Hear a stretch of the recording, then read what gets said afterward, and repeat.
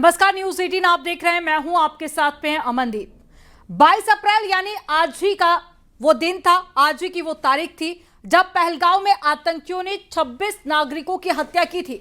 इस आतंकी हमले की बरसी पर आज देश मारे गए निर्दोषों को श्रद्धांजलि दे रहा है। प्रधानमंत्री मोदी, अमित शाह समेत कई नेताओं ने इस दिन को याद किया है। आपको इस रिपोर्ट में दिखाते हैं।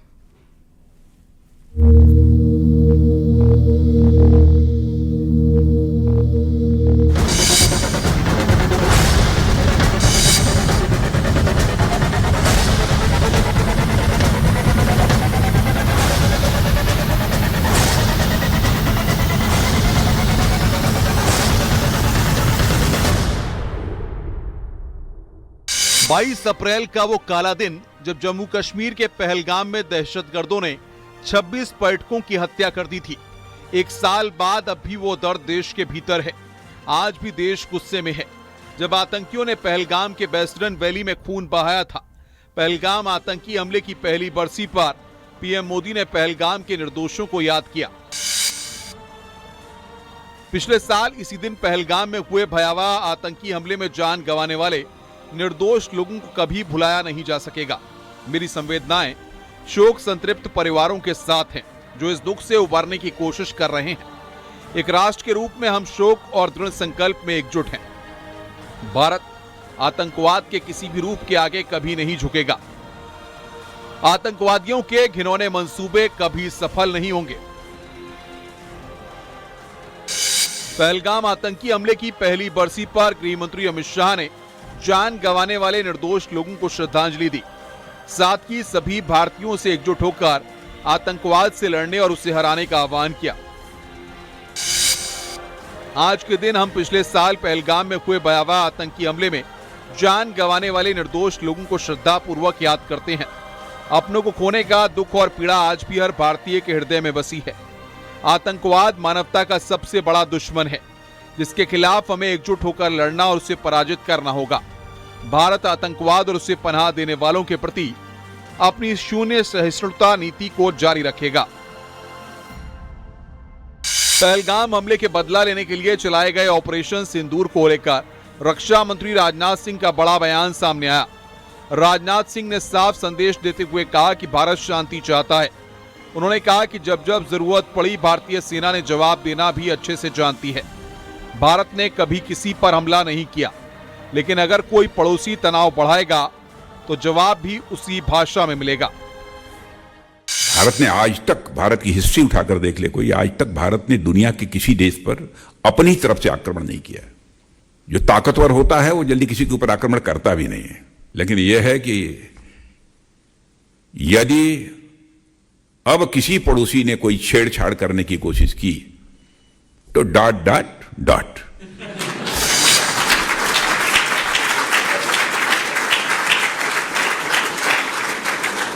और पड़ोसी तो ठीक ठाक है, एक ही गड़बड़ है जिसको आप लोग जानते हैं। सीएम योगी ने भी पहलगाम आतंकी हमले में मारे गए लोगों को श्रद्धांजलि दी और पोस्ट में लिखा, पहलगाम की पीड़ा हर भारतीय के लिए आघात है। उस भीषण आतंकी हमले के निर्दोष नागरिकों को विनम्र श्रद्धांजलि। उनका बलिदान व्यर्थ नहीं जाएगा। आतंकवाद मानवता का सबसे बड़ा शत्रु है। एक साल बाद भी आज पहलगाम का दर्द देश के भीतर है। दहशतगर्दों ने धर्म पूछकर 26 लोगों की हत्या की थी। किसी की पत्नी के सामने पति की, तो किसी पिता के सामने बेटे की हत्या कर दी गई थी। Bureau report, news 18, UP Uttarakhand.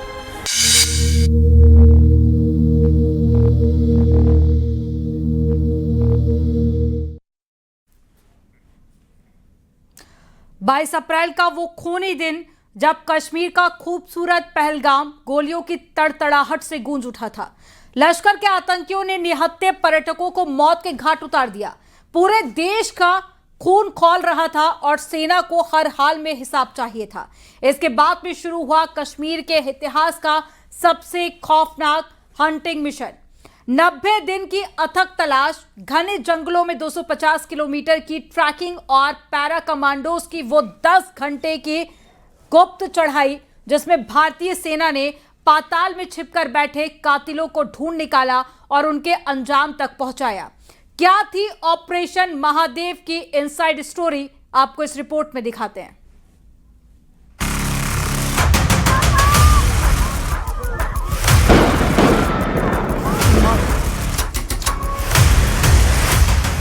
हमारे सुरक्षा बलों ने ऑपरेशन महादेव करके अपने अंजाम तक पहुंचा। 22 अप्रैल 2025 पहलगाम का बेहद खूबसूरत बैसरन इलाका गोलियों की तड़तड़ाहट से गूंज उठा था। लश्कर के आतंकियों ने धर्म के नाम पर निहत्थे और बेगुनाह पर्यटकों को बेरहमी से मौत के घाट उतार दिया। इस कायराना हमले ने पूरे देश का खून खौला दिया था। भारतीय सेना और सुरक्षा बलों के लिए ये फाइल में दर्ज होने वाली सिर्फ एक घटना नहीं थी, बल्कि एक खुली चुनौती थी। हर हाल में इंसाफ चाहिए था और वो भी जल्द। पहलगाम के हमले के चंद घंटों के अंदर ही सैन्य के अधिकारी हरकत में आए और चश्मदीदों और सैन्य के अधिकारियों की मदद से उन लोगों को बेनकाब कर दिया गया जिन्होंने ये खूनी खेल खेला था।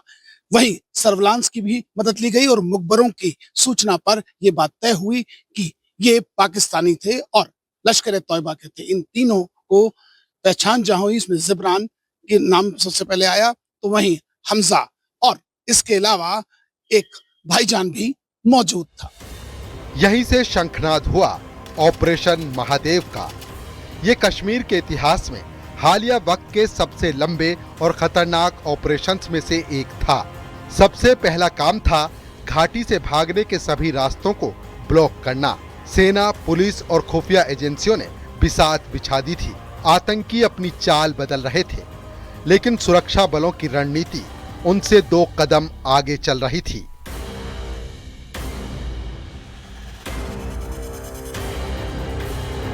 मौत के खौफ से ये आतंकी दक्षिण कश्मीर के ऊंचे और दुर्गम इलाकों हापटनार, बुगमार और त्राल से भागते हुए दाची गांव के घने जंगलों और महादेव रिज की तरफ बढ़ गए। ये इलाका जितना खूबसूरत है उतना ही खतरनाक भी। यहाँ की कठिन भौगोलिक स्थिति आतंकियों की छिपने में मदद कर रही थी, लेकिन सेना के जवानों के कदम नहीं रुके। मई का महीना खत्म होते होते चुनौती और ज्यादा बढ़ गई। अमरनाथ यात्रा सिर पर थी और इन खूंखार आतंकियों का खुला घूमना बहुत बड़ा खतरा साबित हो सकता था।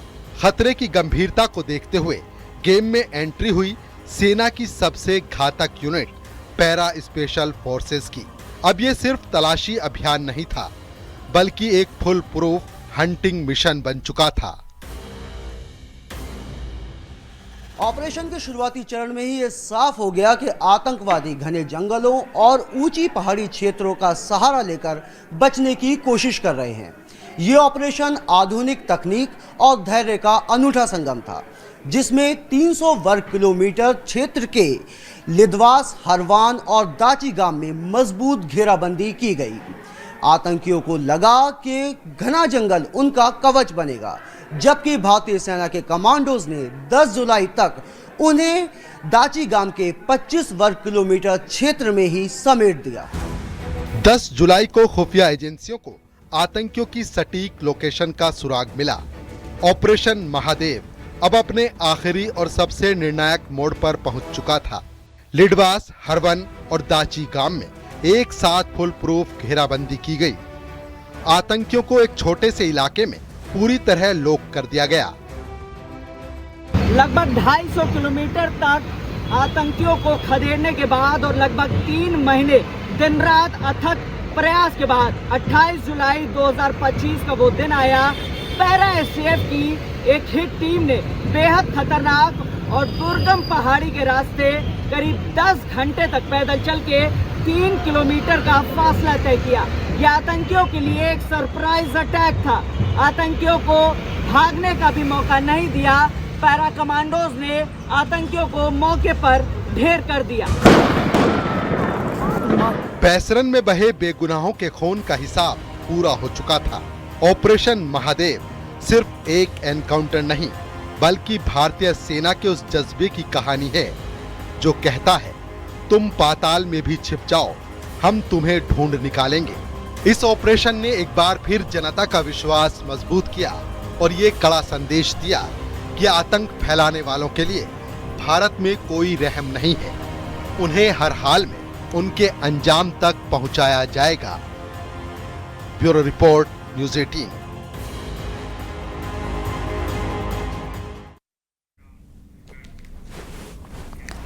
जब हम पहलगाम हमले की उस भयानक तारीख यानी कि 22 अप्रैल 2025 को याद करते हैं तो कई तस्वीरें एक साथ आंखों के सामने कौंधने लगती हैं।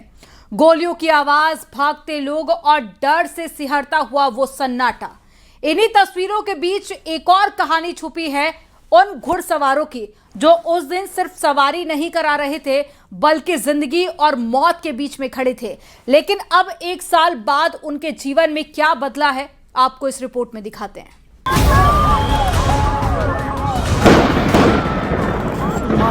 मौत की कसम है।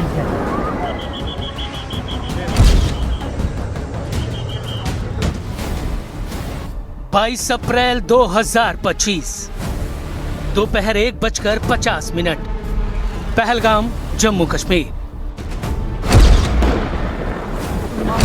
मौत की कसम है। बैसरन घाटी अपनी सामान्य रफ्तार में थी। हरे मैदानों में सैलानियों की चहल पहल, बच्चों की हंसी और घोड़ों की टापों की आवाज गूंज रही थी। कोई तस्वीरें ले रहा था, कोई जिप लाइन का इंतजार कर रहा था, तो कोई बस वादियों की खूबसूरती में खोया था। तभी अचानक घने पाइन जंगलों की तरफ से कुछ संदिग्ध हलचल हुई। मिलिट्री जैसी वर्दी में हथियारबंद आतंकी धीरे धीरे घाटी में दाखिल हुए और देखते ही देखते माहौल बदल गया। कुछ ही सेकंड में गोलियों की आवाज ने सन्नाटा तोड़ दिया। मौत की कसम है। लोग संभल पाते उससे पहले ही आतंकियों ने अंधाधुंध फायरिंग शुरू कर दी। मौत की कसम है। चीख पुकार मच गई, लोग इधर उधर भागने लगे, हर चेहरा खौफ से जकड़ गया। इसी अफरा तफरी और दहशत के बीच एक ऐसा पल आया जब इंसानियत ने डर को चुनौती दी और वहीं से शुरू होती है सज्जाद अहमद भट्ट की कहानी। कहानी थी सज्जाद अहमद भट्ट की, जो एक रियल हीरो की तरह सामने आए। अपने कंधे पे उन्होंने जो इंजर्ड टूरिस्ट थे उन्हें उठाया और बाइसरन की उन वादियों से चल के नीचे आए और सेफली कई सारे टूरिस्ट को इवैक्यूएट किया। आतंकी धर्म पूछ कर लोगों को निशाना बना रहे थे, लोगों से कलमा पढ़वाया जा रहा था। कानपुर के शुभम द्विवेदी आतंकियों की गोली का पहला शिकार थे, जिनका धर्म पूछकर उन्हें गोली मार दी गई। उनकी पत्नी ऐशन्या द्विवेदी के सामने इसी तरह कुल 26 लोगों को एक एक करके मौत की नींद सुला दिया गया। इस नरसंहार की खबर जैसे ही बैसरन घाटी के हवाओं से बाहर निकली, हड़कंप मच गया। इसी खौफनाक मंजर के बीच खबर सज्जाद अहमद भट्ट तक भी पहुंची। वो उस वक्त घर में मौजूद थे, लेकिन खबर लगते ही उन्होंने बिना देरी के अपने कदम उस दुर्गम रास्ते की तरफ बढ़ा दिए जहां आतंकी मौत का खेल खेल रहे थे। उस समय जो 22 अप्रैल का 22 अप्रैल था, तो उस समय हम घर पे था। तो जब हम घर पे था तो हमारे चाची था, उसका डेथ हुआ था। तो जब ऐसा ही न्यूज़ सुना है सब लोगों के एक दूसरे से सुना है कि बैसरन में ऐसा इंसिडेंट हुआ है, पर किसी को भरोसा नहीं था कि ऐसा हुआ है कि नहीं हुआ है। किसी को से भाग के निकले, हम घर से गए हैं और मेरे साथ यहाँ का जो पूनी एसोसिएशन का प्रेसिडेंट है वहीद साहब है, मैं उन्हीं के साथ गया था। जब वो जा रहा है तो मैं भी उन्हीं के साथ जा रहा है। तो हम बैसरन पहुंचे हैं, तो फिर वहाँ पे हमने जो देखा था तो वो हम बयान भी नहीं कर सकते वहाँ पे क्या मंजर था। सज्जाद अहमद भट्ट के सामने भयावह मंजर था। चारों तरफ चीखें गूंज रही थी, घायल लोग मदद के लिए पुकार रहे थे। जमीन खून से लाल हो चुकी थी और हर तरफ भगदड़ के निशान थे। कोई अपने परिजन को खोज रहा था तो कोई दर्द से कराहते हुए जिंदगी की आस लगाए था। डर अब भी हवा में तैर रहा था। ऐसे में सुरक्षा का भरोसा दिलाना भी किसी चुनौती से कम नहीं था। तो फिर वहाँ पे जो जख्मी मतलब थे उनको हमने पानी वानी पिलाया और उनको दिलासा दिया कि आपको डरने की ज़रूरत नहीं, हम यहाँ का लोकल है, आपकी मदद के लिए आए हैं। तो फिर हमने वहाँ पे जो फंसे हुए थे उनको वहाँ से निकाल के किसी को हॉस्पिटल तक पहुँचाया और किसी को गाड़ी में मतलब छोड़ के आए। उस वक्त बैसरन घाटी की एक एक तस्वीर दहशत से भरी थी। बच्चे अपने पिता की लाश के पास रो रहे थे, लोग मदद की गुहार लगा रहे थे। मुसीबत की इस घड़ी में सज्जाद ने हौसले और उम्मीद की नई परिभाषा गढ़ दी।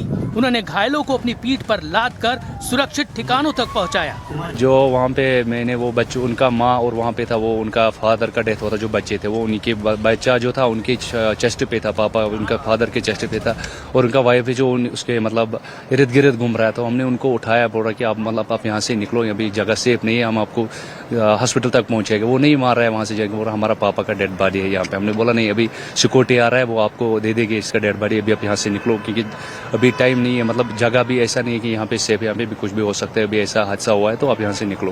फिर हमने वहाँ से उनको निकाल के हॉस्पिटल तक पहुँचा, जो बच्चा जख्मी थे और उनकी माँ दूसरे मतलब बंदे के साथ था, वो उनको लेके जा रहा था नीचे। बैसरन घाटी की खूबसूरती पर आतंक अपना बदनुमा दाग लगा चुका था, लेकिन यहाँ से लोगों का रेस्क्यू इसलिए भी चुनौती भरा था क्योंकि घाटी चारों तरफ से घने जंगलों और ऊबड़ खाबड़ रास्तों से घिरी हुई थी। किसी तरह का सीधा वाहन मार्ग नहीं था और घायलों को बाहर निकालने के लिए इंसानी ताकत ही एकमात्र सहारा थी। हर कदम पर डर था, कहीं आतंकी फिर से हमला न कर दे। इसके बावजूद स्थानीय लोग, पोनी हैंडलर्स और बचाव दल बिना डरे जुटे रहे। किसी ने घायलों को कंधों पर उठाया तो किसी ने अस्थायी स्ट्रेचर बनाए। वक्त के खिलाफ ये जंग थी जहां हर सेकंड कीमती था और हर कोशिश एक जिंदगी बचाने की उम्मीद।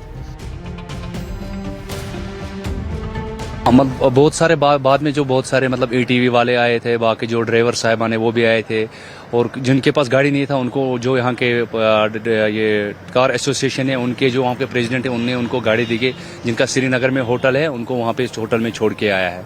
बहुत सारे लोगों को उनको फ्री यहाँ पे जो गाड़ी था फ्री सेवा किया, गाड़ी जिनको श्रीनगर पहुँचाया, किसी को होटल में पहुँचाया है और बाकी जो जख्मी थे जिनका मतलब जख्मी थे उनको हॉस्पिटल में पहुँचा के वहाँ पे उनको भी मतलब वहाँ पे जो क्या बोलते फर्स्ट एड की मतलब उनका किया है।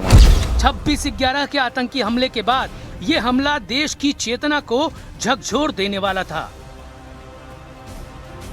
कश्मीर जिसे धीरे धीरे शांति और पर्यटन की नई पहचान मिल रही थी, वहां इस तरह का नरसंहार कई सवाल खड़े कर गया।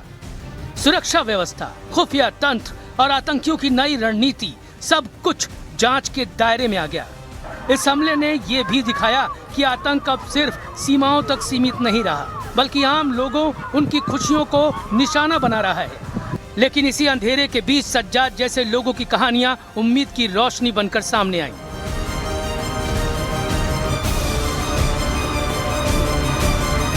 ये ऐसा चीज़ है कि ये जो यहाँ पे हादसा हुआ है एक इंसानियत का कत्ल हुआ है। इसमें मतलब मज़हब से कोई लेन देन नहीं है, एक इंसानियत का मतलब कत्ल हुआ है कि कश्मीर का जो ये हिस्ट्री है, कश्मीर के लाइफ में पहले ऐसा इंसिडेंट हुआ है। ये ऐसा नहीं है कि मतलब जो आपस में बॉर्डर में इन्फिल्ट्रेशन होता है, आपस में फायरिंग होता है, वहाँ पे भी सिक्योरिटी, यहाँ पे ये एक मतलब आम लोगों का जान चला गया है। इसीलिए मतलब इसमें पूरा कश्मीर का पूरा जो हमारा इंडिया, पूरा इंडिया के लोग निकाले इसके मज़ामत के लिए, इसको कंडम